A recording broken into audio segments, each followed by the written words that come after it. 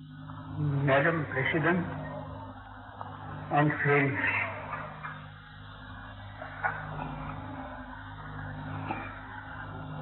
I do not think that I should apologize to you for having to speak in a foreign tongue.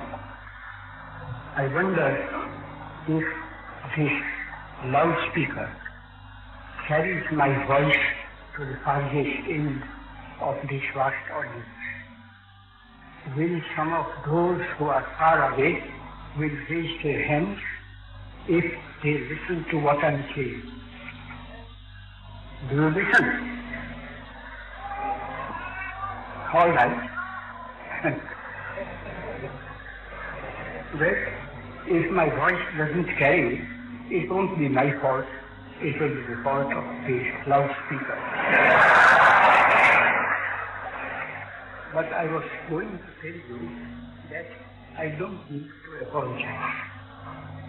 I dare not, if all the delegates who have assembled from the various parts of Asia and observers, I learnt the word from the lips of an American friend. He said, I am no delegate, I am an observer. Thinking that it hailed from Persia, from my very few moments, I promised that he would lo and behold, an American stands in front of me, and I told him I dread you, and I wish you would leave me alone. Do you imagine that an American would leave me alone? Not he. And therefore, I had to speak to him. But I was going to tell you that my provincial speech, which is my mother tongue, you can't understand, and I don't want to insult you by insisting on the provincial speech. The national speech, Hindustani. I know that it will be a long time before it can be rival an international speech.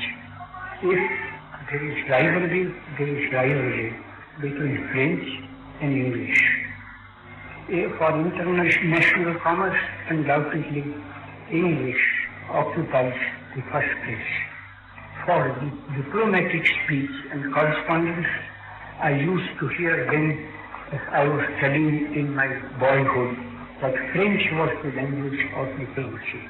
And if you wanted to go from one end of Europe to the other end, you must try to pick up French. And so I tried to pick up a few words of French in order that I might be able to make myself understood. Anyway, if there is any rivalry at all, the rivalry lies between French and English.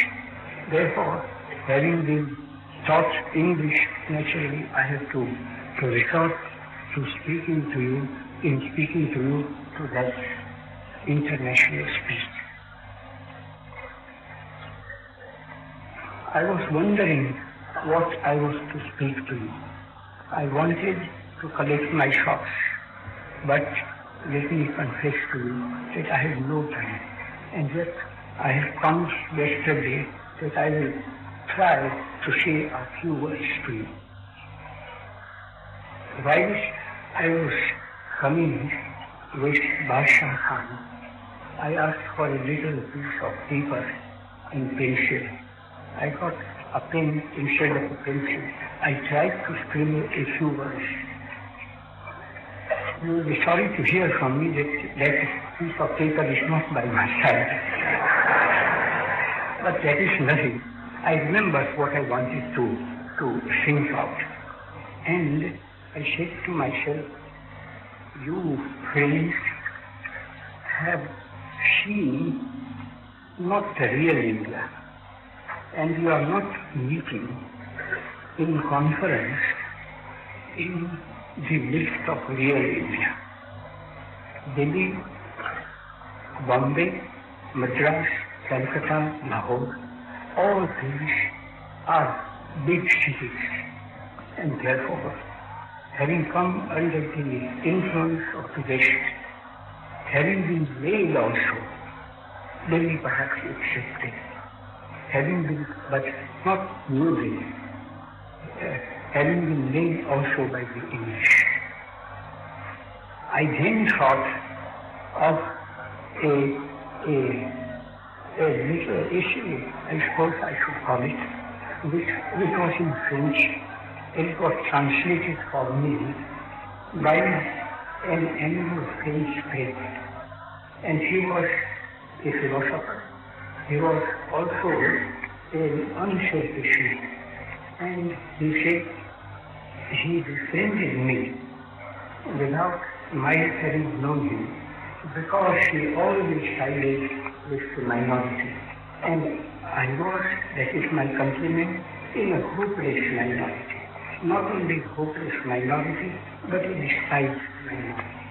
If the Europeans of South Africa will forgive me for saying so. And we were all coolies. I was an insignificant coolie lawyer. At that time, we had no coolie doctors. We had no coolie lawyers. I was the first in the field. Nevertheless, a coolie. You know perhaps what is meant by the word coolie. But this friend, his name was Scott. His mother was a French woman. His father was an Englishman. And he said, I want to translate for you a French story. You will pardon me, those of you who know this story, if I make mistakes in recording it here and there, but there will be no mistake in the many incidents. There were 3 scientists, and they, of course it is an imaginary story, 3 scientists went out from France, went out of Europe in search of truth. That was the first lesson that story taught me. That if truth was to be searched, it was not to be found on the side of Europe. Therefore, undoubtedly not in America. These 3 great scientists went to different parts of Asia. One of them found his way to India, and he began his search.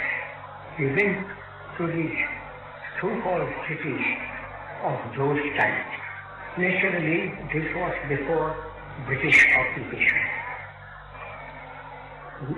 Before even the Mughal period. That is how the French author has illustrated the story. But still, he went to the cities. He saw the so-called high caste people, men and women. Till at last, he penetrated a humble cottage in a humble village, and that cottage was a Gandhi cottage. And he found the truth that he was in search of in that Gandhi cottage, in the Gandhi family. Man, woman, perhaps 2 or 3 children. I speak here under correction. And then he describes how he found it. I omit all that. I want to connect that story with what I want to say to you, that if you really want to see India at its best, you have to find it in a Gandhi cottage.